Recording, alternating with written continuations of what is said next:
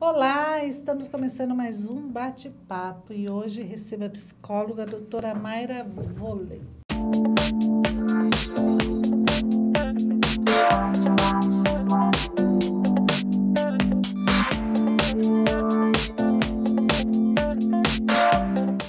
Volley ou Volet, Mayra? O pessoal na minha família fala volete, né?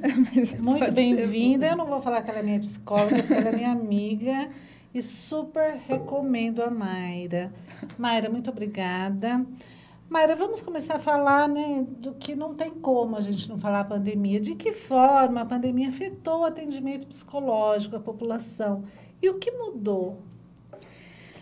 Eu acho que afetou em muitos aspectos, né? Bom, primeiro eu queria agradecer o seu convite, é um prazer imenso estar aqui com você e falando de coisas que são muito importantes para mim, né? A saúde mental. Então, basicamente, a dificuldade hoje na pandemia é a gente diferenciar o que é um transtorno que vem decorrente de um momento que gera um estresse, que gera uma necessidade de adaptação a uma nova realidade, né? E quando o indivíduo tem que se adaptar a um novo contexto, isso vai gerar uma consequência estressora. E o que é um transtorno de base, um transtorno mental, já que perdura há mais tempo. Uma pessoa que já tem uma depressão maior, um transtorno de ansiedade maior e que foi desencadeado pela pandemia em função da necessidade de adaptação a esse novo contexto, né? Então, diferenciar, né, a queixa, né, trabalhar com o cliente nesse sentido, limpar a queixa, né, é muito importante nesse momento, né? Então, a pandemia pode ser estendida como um agente estressor, é isso? Sim, a gente pode entender que a pandemia causou mudanças importantes na vida de todo mundo. E todo mundo teve que mudar a própria vida. Parar de ter o contato que tinha com os amigos, parar de ter a vida social que tinha, enfim, teve que se adaptar. E se a gente pensar originalmente no que é o estresse, na fisiologia do estresse, o que é o estresse? O estresse é uma resposta primitiva que a gente tem, que o organismo tem. Imagina aquele homem da caverna lá, né? Sim. Ele saía da caverna, ele se deparava com a fera e aquilo provocava uma resposta interna nele, um alerta, e aquele medo, aquela angústia já desencadeava uma série já liberava uma série de hormônios, de neuro-hormônios, então, desde sempre tem, sim, né? E naquele momento, né, esse estresse, esses hormônios, esses neurotransmissores, na verdade, eram responsáveis para fazer o organismo ou atacar, né, para se defender, ou fugir. Então, era a cortisona que fazia a pupila dilatar para ele enxergar melhor, que o batimento cardíaco acelerava para circular oxigênio no corpo. Então, o organismo se preparava para uma luta, né? Imagina uma descarga de corticoide e o organismo, a musculatura fica mais rígida para poder lutar. Então, e naquele momento, o homem das cavernas lutava. Ou ele lutava ou ele fugia. E aquilo limpava o organismo dele. Hoje, a gente tem agentes estressores que não acabam nunca, né?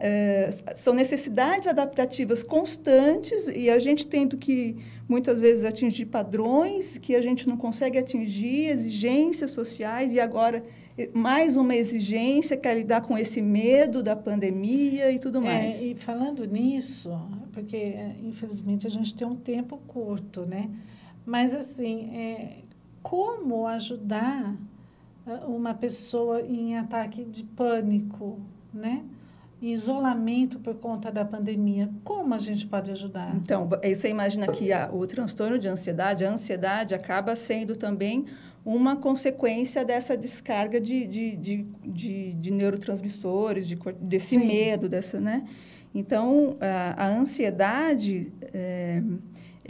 se você se perdura, né, essa situação, esse contexto que causa medo, pânico, se perdura muito tempo, ela pode se transformar mesmo num ataque de pânico. Então, quando eu falo para você que o corpo se prepara para a luta, até a coisa da respiração, né, a gente fica com a respiração mais ofegante e tal. Então, o organismo sofre com tudo isso. E o transtorno do pânico nada mais é quando a pessoa passou por vários momentos de ansiedade severa e ele teve um ataque de pânico, que a pessoa para de respirar, ela não consegue mais respirar. E ela tem uma sensação de morte por conta disso. Onde vem o pânico, né? O desespero, O desespero, mas isso é fisiológico. Isso é resposta ao estresse. Olha que coisa, né? E ela não consegue lidar com aquilo. Mas um anda com o outro, né? Sim. Então, a pessoa, no ataque de pânico, ela começa a suar. Você já viu alguém tendo ataque de pânico? Fica suar frio, ela né? paralisa, ela fica sem resposta, ela não sabe o que fazer. Agora, isso é fisiológico. Sim. Agora, mediante a tudo isso, só para a gente encerrar, mas eu quero te convidar para voltar, porque esse assunto a gente tem muito, né, para falar. Um tratamento online funciona? Funciona, né? Mas deixa eu só concluir. Então, quando a pessoa está no ataque de pânico, se você quiser ajudar, a primeira coisa, respira. Tá. Por quê? Porque com toda essa adrenalina, a gente para de respirar. Então, ajudar a pessoa a respirar. Então, inspira. Um exercício, né? Faz ela só conseguir respirar. Mas a outra pessoa tem que estar muito calma também para que possa ajudar. Sim, e pode ser por telefone. Se está isolado, você pode ligar, calma, vamos respirar, vamos tentar tranquilizar para que ela consiga respirar, já vai melhorar muito o quadro de pânico dela. Agora, em relação ao atendimento online, não é o ideal. Lógico que em psicoterapia o ideal é atendimento presencial, mas é o que a gente tem para hoje e tem funcionado muito bem. Né? As pessoas têm conseguido, até porque estão se familiarizando mais com a tecnologia à distância, e tem funcionado muito bem e tem servido para oferecer apoio para muita gente. Né? Que bom, gente. Olha, Mayra, muito obrigada, tá? Pelas palavras aí, pelas dicas, né? Que acho que é muito importante isso. Sucesso. Obrigada. Gostou?